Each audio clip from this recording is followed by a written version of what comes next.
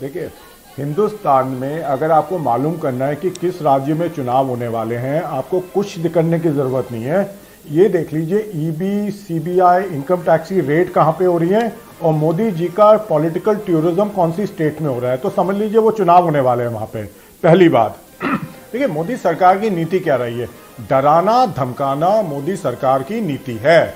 चाहे वो political opponents हों, चाहे सिविल सोसाइटी के लोग हों, चाहे मीडिया के लोग हों, चाहे एक्टर्स हों, या चाहे फार्मर्स हमारे थे जिनको ये कहते थे ये तो खालिस्तानी है, उनके पीछे ईडी सीबीआई छोड़ दी थी। देखिए, ये तो मोदी सरकार की नीति रही है। तो इसमें अगर ये हो रहा है तो मेरे को इसमें कोई अजीब सी चीज नहीं लग रही। ये तो होगा हिंदुस्तान में जब तक मोदी सरकार और बीजेपी सरकार यहाँ पे रहेगी। मुदित जी, आपने जो बात कही है, मुदित भाई, जो आदमी गलत है, मुदित जी आपने जो बात कही है इस पर मैं एक ऐड करना चाहूंगा।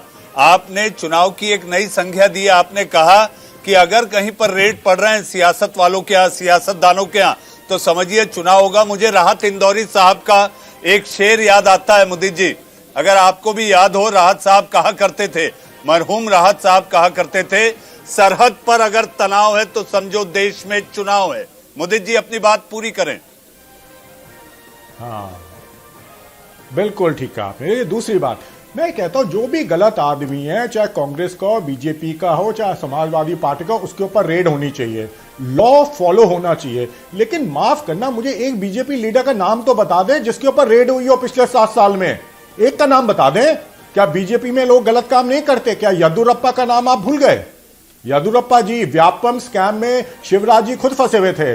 इन्होंने जो हमारे किंगफिशर के विजय माल्या थे उनको देश से बाहर निकाल दिया। मैं कितने नाम लूं, रेपिस्ट मंत्री जिनके ऊपर रेप के चार्ज मोदी जी के फर्स्ट कैबिनेट में थे। तो ऐसे लोगों को तो ये कैबिनेट मिनिस्टर बनाते हैं। देखिए, इनको सिर्फ चुनाव जीतने से मतलब है, इनको ऑनेस्टी से कोई लेना देना नहीं है। ये जैसे मैंने कहा हथियार का इस्तेमाल करते हैं। देखिए, बीजेपी के पास एक बहुत विचित्र यंत्र है, उसको कहते हैं लॉन्ड्री मशीन है उनके पास। एक तरफ से दागी नेता डालो, दूसरी तरफ से वो साफ होके आता है, और उसमें डालते हैं दूसरी पार्टी के दागी नेता, जैसे मुकुल रॉय टीएमसी से, जैसे नारायण राणे जी, मुदित जी आप आर रमेश की बात करिए। हेमंत विश्वा शर्मा, उसके बाद बीजेपी कहती थी वो तो बहुत करप्ट है। मुदित जी, सुखराम जी, तो एक तरफ से डालते हैं, दूसरी तरफ से भूल के आ जाते हैं। कहानी कहीं कम कहीं ज्यादा।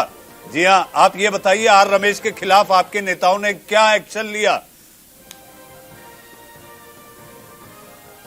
देखिए, आप अभी बात कर रहे हैं हम बीजेपी की, उस पर रहिए। मैं कांग्रेस की बात पे भी आता हूं। मैं तो कहता हूं जो आदमी गलत काम करता है उसके अगेंस्ट एक्शन होना चाहिए, और कांग्रेस ने एक्शन लिए हैं। अगर आपको ध्यान होगा, यूपीए 2 में महज एलिगेशन पे, जबकि कोई चीज प्रूव नहीं हुई थी, अशोक चौहान जी को चीफ मिनिस्टरशिप गई, पवन बंसल जी ने रिजाइन किया, और भी काफी कांग्रेस के नेता है जिनको रिजाइन करना पड़ा, क्योंकि हमने एक हाई स्टैंडर्ड अपनाया। अगर आपके ऊपर आरोप भी है, आप रिजाइन कीजिए जब तक आपके ऊपर आरोप गलत सिद्ध नहीं होते।